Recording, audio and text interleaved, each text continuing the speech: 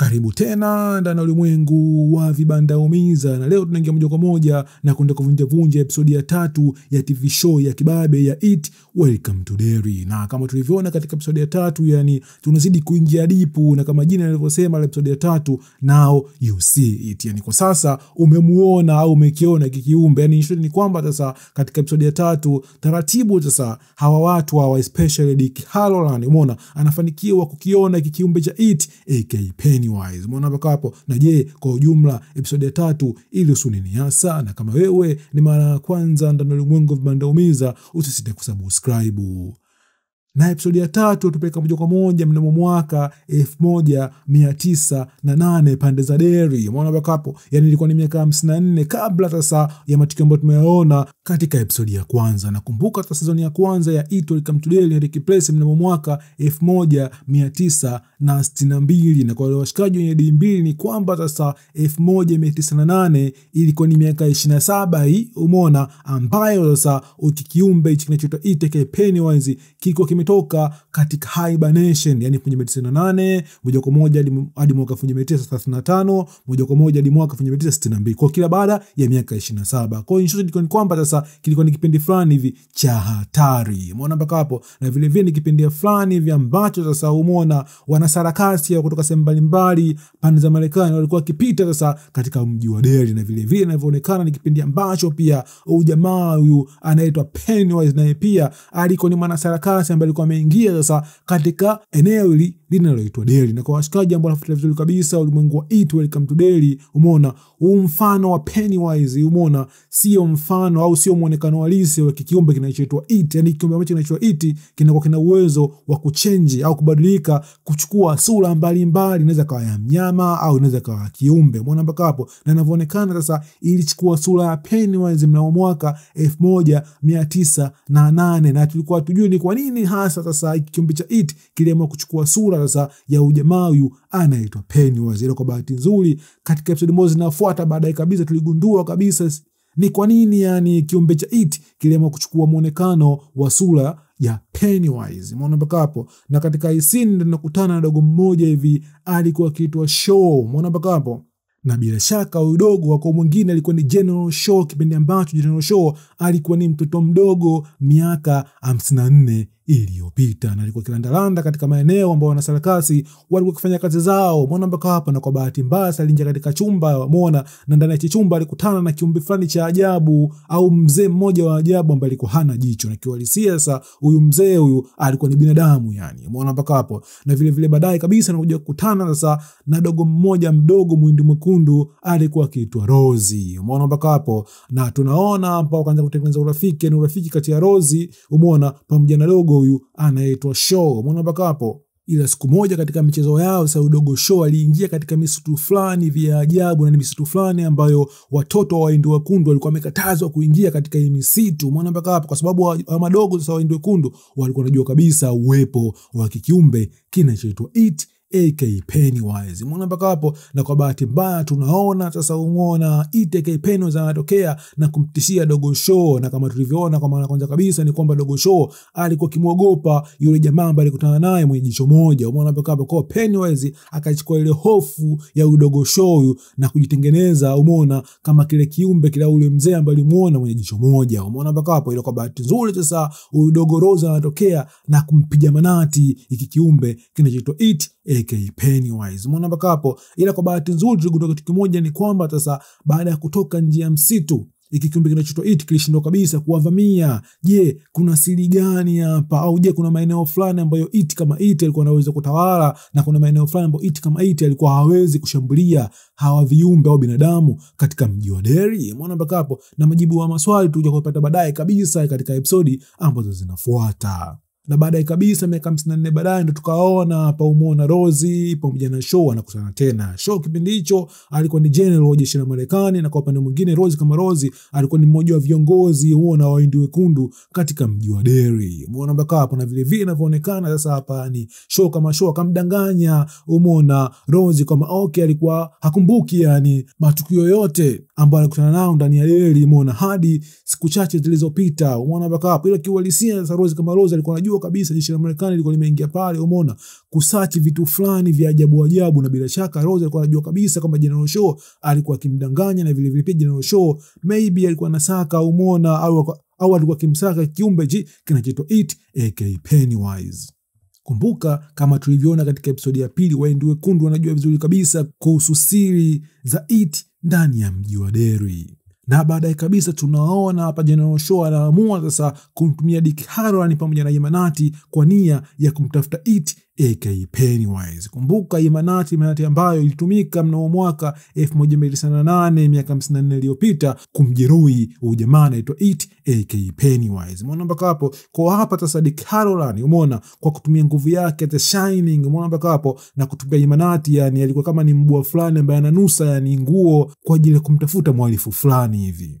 Na kweli kabisa, yani mchizi wetu Dick Hallorann anafanikiwa sasa kupata location ya ujamaa anaitwa Pennywise. Umeona mpaka hapo, na Pennywise alikuwa amejificha chini kabisa ndani ya mtaro ndani ya Derry. Umeona mpaka hapo, na ni sehemu ambayo tuliona nzuri kabisa katika It chapter 1 pamoja na It chapter 2. Yani sehemu ambayo sasa huyu jamaa wetu Pennywise alikuwa akila, umeona, na kuficha mizoga ya watu ambao walikuwa wamewaua. Umeona mpaka hapo, na kwa bahati nzuri sasa kwa kutumia nguvu ya Shining, umeona, mchizi wetu Dick Hallorann anafanikiwa kukutana na Pennywise ana kwa ana. Umeona mpaka hapo.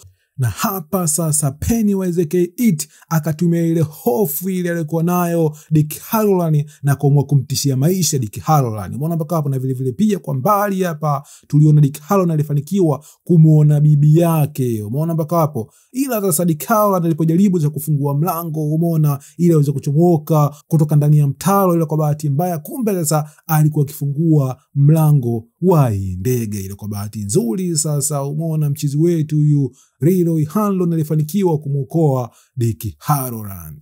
Na baadaye kabisa tulimwona Dick Hallorann akimtana live kabisa kamanda wake huyu Kamanda Shaw kwamba kiuhalisia huyu mtu huyu ambaye tulikuwa tukimtafuta ametua na sisi. Na vile vile pia sasa Dick Hallorann akasikia kitu kimoja kwamba kuna kitu kibaya ambacho kitatokea ndani ya Derry. Umeona mpaka hapo. Na vile vile akamshauri kamanda wake General Shaw kwamba huu ndo muda mwafaka wa kuikimbia hii plani. Umeona mpaka hapo.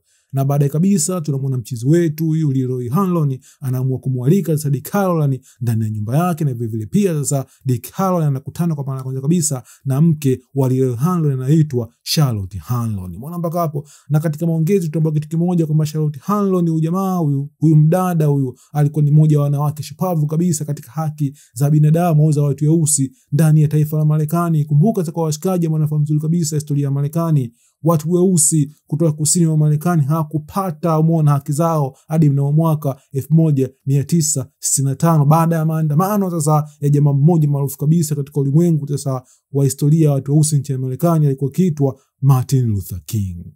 Na vile vile pia katika maongezi Leroy Hanlon anatambua kitu kimoja kwamba Dick Hallorann alikuwa ni mmoja wa watu ambao walimshambulia kipindi kile, umeona, alipokuwa ndani ya kambi ya kijeshi ya jeshi la Marekani. Na hapa sasa, umeona, Dick Hallorann akamwambia kitu kimoja, na kipindi kile wakati wamemvamia, yani Dick Hallorann aliingia moja kwa moja katika kichwa cha Leroy Hanlon. Umeona mpaka hapo. Na alitambua kitu kimoja kwamba mchizi, yani ndani ya ubongo wake alikuwa hana hofu yoyote. Yani muda wote mchizi alikuwa anafanya calculation ya jinsi gani ata escape, umeona, uvamizi wa watu wasiojulikana.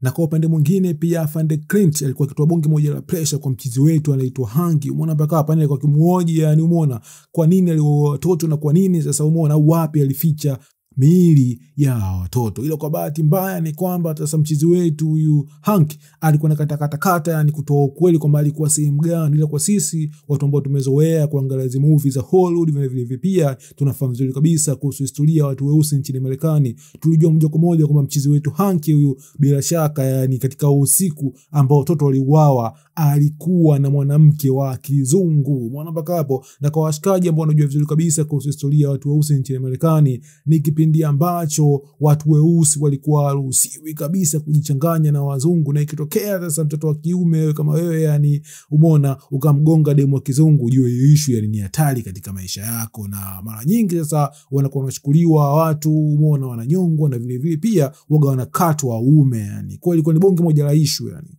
Na kwa upande mwingine pia Lily baada ya kuachiwa katika hospitali ya machizi ya Juniper Hill anaamua sasa kumtafuta mchizi wake huyu Rooney, umeona watafute njia gani sasa kumsaidia babake mzazi huyu anaitwa Hank. Umeona mpaka hapo kwa kafikiria kitu kimoja au njia pekee sasa umeona ya kuprove kama Hank alikuwa ni innocent, ilikuwa lazima sasa watafute proof kama kuna nguvu za giza ndani ya Derry. Umeona mpaka hapo, na kutokana na hilo akaamua kumtafuta sasa udogo anaitwa Willy, umeona kwa sababu udogo anaitwa Willy alikuwa yuko vizuri sana katika mambo ya sayansi. Kwa kama ni kitu kimoja kwamba wakifanikiwa kupiga picha za hapa na pale na vile vile pia Willy akifanikiwa kuzisafisha, basi bila shaka sasa umeona wataweza kupata picha ya kiumbe hichi kinachoitwa E.T. Umeona mpaka hapo, na vile vile pia kwa bahati nzuri sasa udogo huyu umeona anaitwa Rich ambaye asili yake ilikuwa ni Cuba, umeona alileta story fulani hivi umeona kuhusu dini fulani hivi inaitwa Oricha, yani ni kwamba sasa umeona uko Cuba yani kuna issue fulani kama ukifanya makaburini umeona basi ile mizimu iliyokufa ilikuwa inaweza kuja yani. Umeona mpaka hapa, na vile vile pia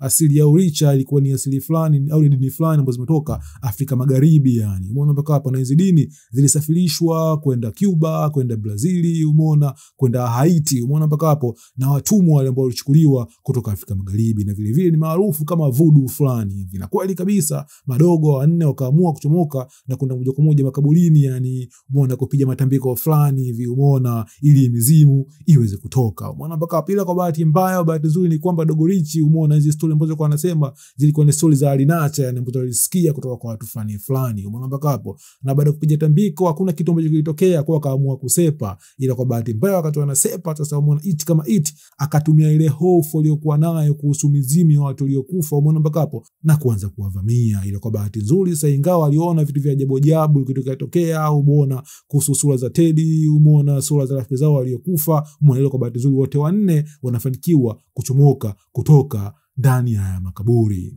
Na kwa upande mwingine pia sasa Willy anafanikiwa kujisafisha hizi picha umeona mpaka hapo. Na je, sasa hizi sura ambazo tumeziona katika hizi picha zitasaidia kuprove umeona kwamba mchizi wetu Hank huyu alikuwa sio muuaji wa wale madogo ambao walifariki kama tulivyoona katika episodi ya kwanza? Na kuhusu majibu ya maswali tukutane tena katika review ya episodi ya 4. Stay tuned.